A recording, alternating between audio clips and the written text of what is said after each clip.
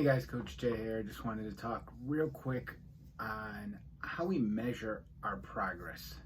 All right, there's a lot of ways of measuring progress, and I know we'll go with people that want to lose weight and get in shape. Obviously, losing weight is watching the numbers on the scale go down. But if you're working out, you're eating well, you're exercising, and you step on that scale and the number doesn't actually move, there's other ways to make sure that you're making progress. You can look at how your clothes are fitting. You can look at how much energy you have. Maybe you're sleeping better at night. And obviously, if you're working out and you're lifting more weights, doing more reps or lifting heavier weights, those are other ways of measuring your progress. One thing I've been doing, and I've put it out on the podcast, the Powershift Mindset podcast, and have talked about my recent issues where in March I had a stent put in. They found a 99.9% blockage, had to put a stent in. I was down and out for about 3 weeks total. Once cleared, started exercising again. Well, I just got back from a run just shy of 10K. On Saturday, I ran a 10K, so a 6.2 mile run. I haven't done a 6 mile run in I don't know how long. I can pretty much say with comfort that I can jump up at any time and go run a 5K, go run 3.1 miles, whether it's just me going for a run or whether it's registering and going running an event. I'm confident that I've always been able to do that. Now back 10, 15 years ago or so, when I used cardio and running as my main way of exercising and staying in shape, I was actually down to probably a 7:45 pace or so on just an everyday run. You throw me into a 5K, whenever you put that bib on your shirt, you increase your times or bring them down. You always run faster when it's an actual event, and I've run 5Ks at a 7.5 pace or better. Then recent years, get out for a run. I was in the high 8s, the 9s, and these past two runs of roughly 10K each, I had a pace of about 10.5.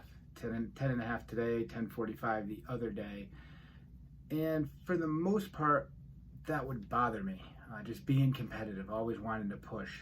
Since having the stent put in, I did do one run at, I believe it was an 8:30, which I was happy with doing that. If I can run an 8:30 mile over a 5K, over 3 miles, I'd be very happy with that. But I'm measuring my progress by other means now. Instead of measuring it by my pace, I'm measuring it by a big one is trying to do the distance. Doing more distance is one way for me to measuring. Obviously, how I feel at the end of it is another way to measure it. And there's no numbers, so that's just you taking into account how you feel. And another big one is I want to keep my heart rate under 150 beats per minute. And there's a couple times where I have had a very significant hill climb on this, probably over a mile long, that I did hit 154, I believe it was, but it was a very short stent at 154. And then once I level out, it came right back down to the mid 130s. So my recovery is better. So there's another way to measure it, that I recover quicker than I did 3 months ago or so.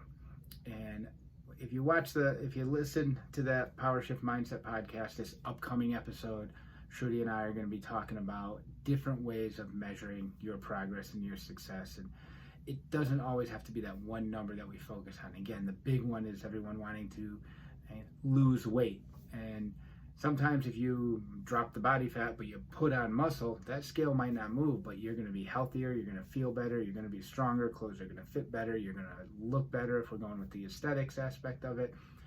So just keep in mind, there's other ways to measure your progress.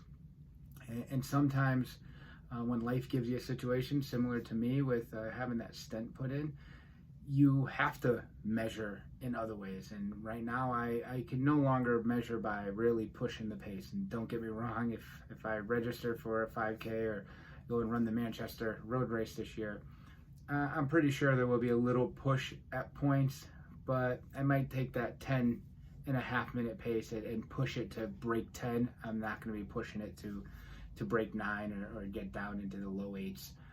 I just have to understand and accept that these are my new ways of measuring my progress moving forward. So again, check out bemotivation.com for more information on me and my coaching, and also please check out the Powershift Mindset podcast on SoundCloud iTunes, and Spotify. Thank you.